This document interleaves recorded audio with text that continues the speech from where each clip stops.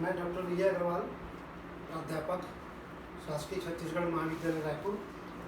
अब आपको लागत के तत्व और उनके वर्गीकरण के विषय में जानकारी दे रहा हूँ। लागत के तत्व, अवधारणाएं और वर्गीकरण। लागत के मुख्य रूप से 3 तत्व हैं। पहला है सामग्री। सामग्री प्रत्यक्ष रूप से भी हो सकती है लगने वाली, और जो किसी उत्पाद में सीधे रूप से नहीं लगती है, पर फिर भी सामग्री संयुक्त रूप से खर्च होती है, वह अप्रत्यक्ष सामग्री भी हो सकती है। इसी तरह से श्रम लागत। श्रम लागत भी प्रत्यक्ष श्रम लागत भी हो सकती है और अप्रत्यक्ष श्रम लागत भी हो सकती है। और तीसरे तरह की तत्व इसके अंतर्गत है व्यय। व्यय में प्रत्यक्ष व्यय भी हो सकते हैं और अप्रत्यक्ष व्यय भी हो सकते हैं। तो लागत के तत्व में सामग्री लागत, श्रम लागत और व्यय, ये 3 होते हैं जो प्रत्यक्ष और अप्रत्यक्ष रूप से इसके तत्वों के रूप में उत्पादन लागत में शामिल होते हैं। जब इनके अलावा उत्पादन में जो उपरिव्यय होते हैं उनको अलग ढंग से वर्गीकृत किया गया है। उपरिव्ययों का वर्गीकरण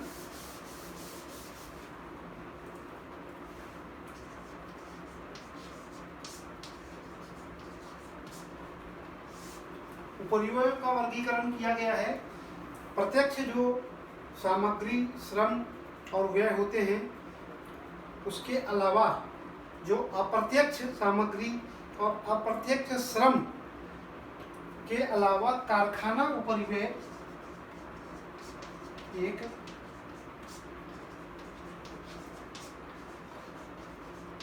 उपरिव्यय होते हैं, क्योंकि इस कारखाना उपरिव्यय के साथ कार्यालय एवं वितरण उपरिव्यय हो सकते हैं।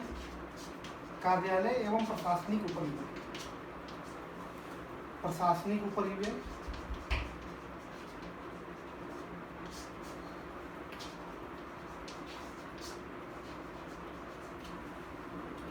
फिर विक्रय एवं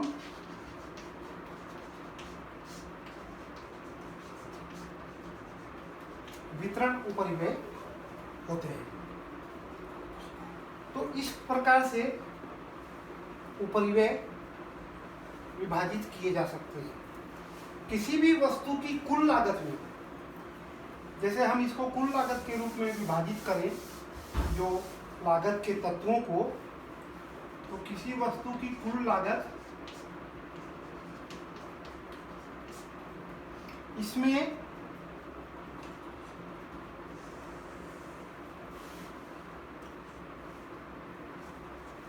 एक होती है मूल लागत, जिसको प्राइम कास्ट कहते हैं, और दूसरे होते हैं उपरिव्यय, जिसको हम ओवरहेड्स कहते हैं। इस मूल लागत के अंतर्गत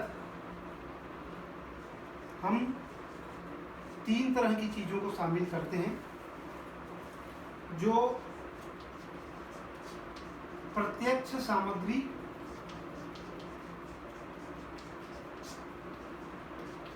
प्रत्यक्ष श्रम और प्रत्यक्ष व्यय। इससे पहले आपने लागत के तत्वों का वर्गीकरण जब समझा, तो उसमें आपको बताया गया कि लागत के 3 तत्व हैं, सामग्री, श्रम और व्यय। सामग्री में प्रत्यक्ष और अप्रत्यक्ष, श्रम में प्रत्यक्ष और अप्रत्यक्ष, और व्यय में प्रत्यक्ष और अप्रत्यक्ष।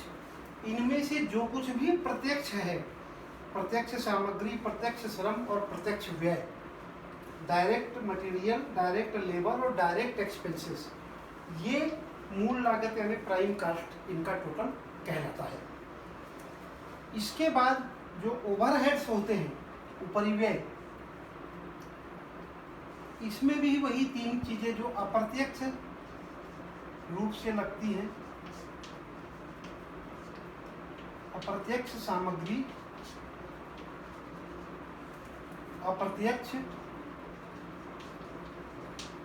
श्रम और अप्रत्यक्ष व्यय, ये इसमें चले जाते हैं। लेकिन इसके बाद आपने उपरिव्ययों का वर्गीकरण जब देखा तो पहला उपरिव्यय था कारखाना उपरिव्यय, जो कि इन तीनों के मूल लागत के अंतर्गत जो प्रत्यक्ष सामग्री, प्रत्यक्ष श्रम और प्रत्यक्ष व्यय है, इसके बाद जो कारखाने संबंधी खर्चे हैं उनमें यदि अप्रत्यक्ष सामग्री और अप्रत्यक्ष श्रम को जोड़ दिया जाए, इसमें कारखाना व्यय के साथ प्लस है ना, तो ये हो जाएगा कारखाना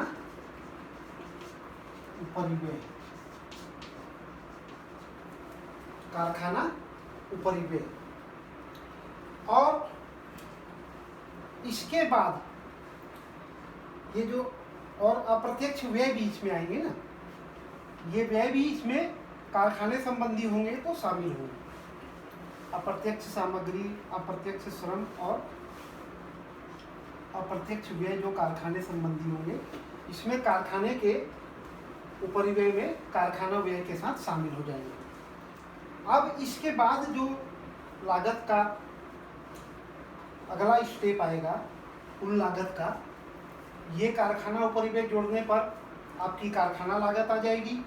इसके बाद कार्यालय और प्रशासनिक उपरिव्यय जोड़ेंगे तो उत्पादन लागत या कार्यालय लागत आएगी, और उसमें बिक्री और वितरण उपरिव्यय जोड़ा जाएगा तो यह बिक्री योग्य माल की लागत के रूप में परिवर्तित हो जाएगा। इसको हम एक चार्ट के माध्यम से समझ सकते हैं।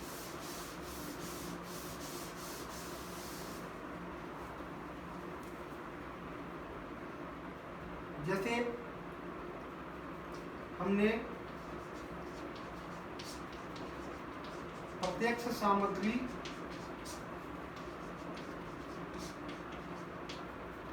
प्रत्यक्ष श्रम और प्रत्यक्ष व्यय, इन तीनों को जब जोड़ा तो ये कहलाएगा मूल लागत। इन तीनों का टोटल जो है ये कहलाएगा मूल लागत, प्राइम कास्ट। जब इसमें हम अप्रत्यक्ष सामग्री, श्रम, व्यय एवं कारखाने संबंधी व्यय को जोड़ेंगे तो ये बन जाती है कारखाना लागत के रूप में। और इस कारखाना लागत में जब हम जोड़ते हैं कार्यालय एवं प्रशासनिक व्यय, तो ये लागत जो होती है ये कहलाती है कार्यालय लागत या कुल लागत, उत्पादन की कुल लागत। और इस लागत में, इस कुल लागत में, मैं इसे आगे बढ़ा रहा हूं इसको मिटा के, इस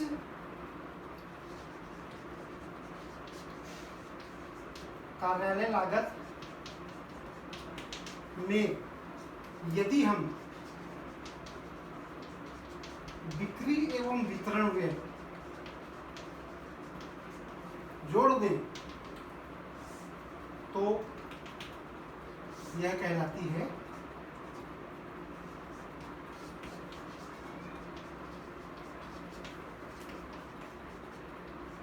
बिक्री लागत। इस तरीके से हम कुल लागत को, लागत के तत्वों को उपरिव्यय सहित एक चार्ट के माध्यम से समझ सकते हैं। इसको हम एक काल्पनिक अंकों के उदाहरण से भी समझने का प्रयास करेंगे। जैसे यदि लागत में प्रत्यक्ष सामग्री 5,000 रुपए की लग रही है, प्रत्यक्ष श्रम 3,000 रुपए का लग रहा है,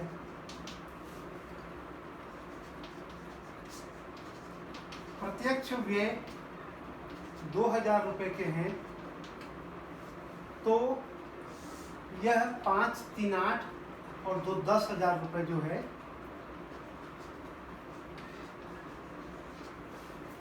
10,000 रुपए यह कहलाएगा उत्पादन की मूल लागत। इस मूल लागत में यदि हम कारखाना संबंधी उपरिव्यय जोड़ दें, कारखाना उपरिव्यय से आशय जो अप्रत्यक्ष सामग्री, अप्रत्यक्ष श्रम, अप्रत्यक्ष व्यय जो कारखाने से संबंधित है, प्लस कारखाने के अन्य व्यय, इन सब का योग कारखाना उपरिव्यय में आएगा। इनको हम मान लीजिए कि 5,000 रुपये ये होता है, तो ये जो 15,000 रुपये की लागत होगी यह कहलाएगी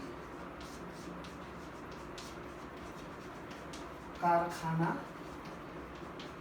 लागत, फैक्ट्री कॉस्ट। देखिए, एक बात पे विद्यार्थियों को कंफ्यूजन नहीं होना चाहिए, व्यय और उपरिव्यय ये अलग अलग हैं। कई बार प्रश्न में आपको हिंदी में लिखा रहता है कारखाना व्यय, पर उसका अंग्रेजी वर्जन जब पढ़ते हैं तो उसमें लिखा रहता है फैक्ट्री ओवरहेड्स, फैक्ट्री एक्सपेंसेस की जगह पे। तो आप व्यय और उपरिव्यय को हिंदी अंग्रेजी दोनों में पढ़ के उसका अर्थ समझ के उसको प्रश्न में प्रयोग करें। इसके बाद यदि हम इसी लागत में कार्यालय एवं प्रशासनिक व्यय जोड़ देते हैं, जो कि मान लीजिए 3,000 रुपये होते हैं, तो यह 18,000 रुपये हमारी कार्यालय लागत या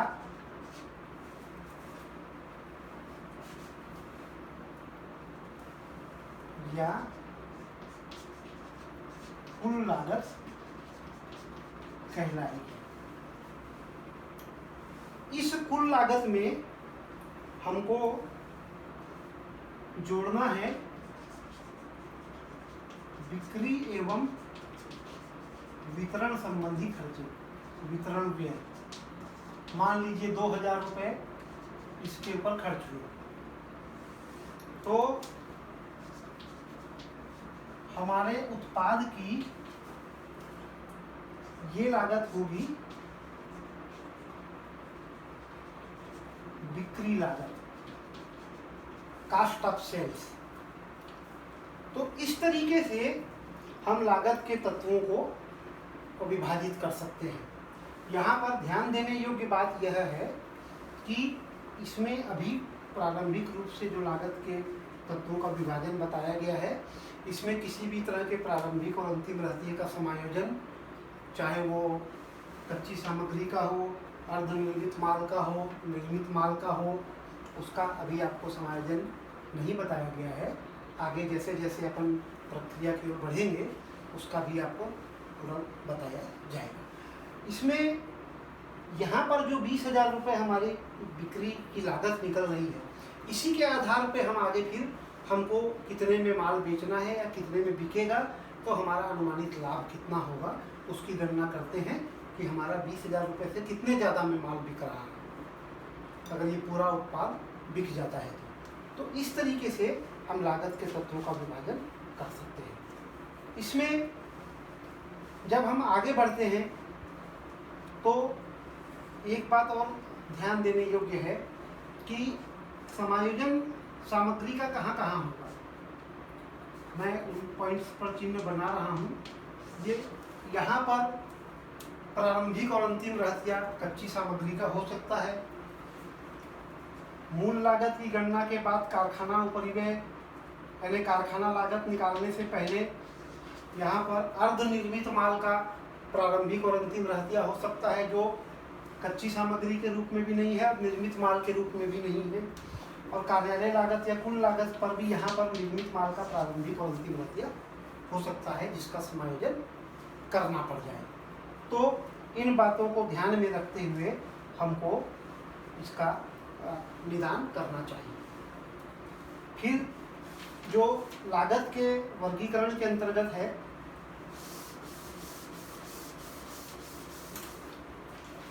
हम लागत अवधारणाओं का वर्गीकरण, अवधारणाएं एवं वर्गीकरण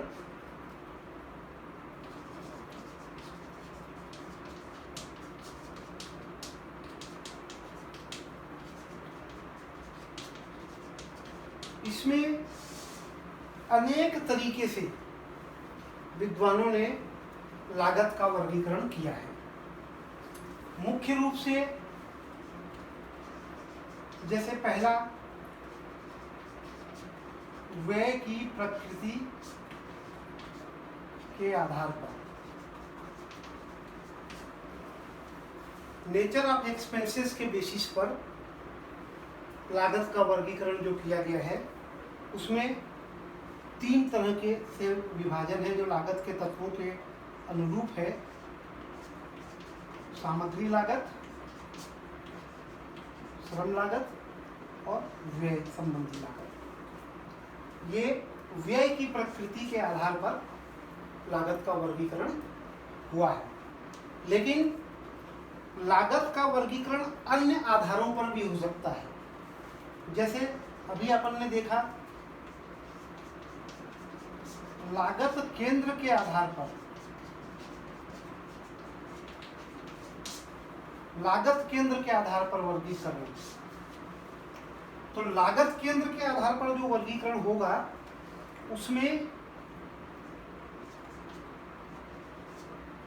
लागत को 2 भागों में फिर बांट देंगे, एक प्रत्यक्ष लागत और एक अप्रत्यक्ष लागत। बता देंगे प्रत्यक्ष और अप्रत्यक्ष लागत में फिर इसके वही जो हमने लागत के तत्वों को और परिव्यय को के आधार पर वर्गीकरण पढ़ा कि इसमें सामग्री, श्रम, मटेरियल, लेबर और एक्सपेंसेस डायरेक्ट और मटेरियल, लेबर और एक्सपेंसेस इनडायरेक्ट, इन 2 आधारों पर हम व्यय की प्रकृति के आधार पर, लागत केंद्र के आधार पर, दोनों सामग्री, श्रम और व्यय, और इनमें प्रत्यक्ष और अप्रत्यक्ष। फिर जब आगे बढ़ेंगे तो इसमें हम पढ़ते हैं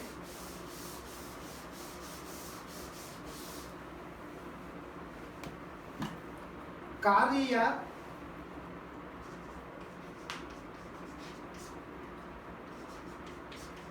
क्रियाओं के आधार पर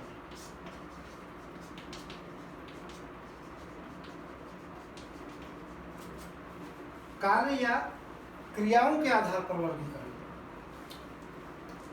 इस पर फिर हम आगे और चर्चा करेंगे। धन्यवाद।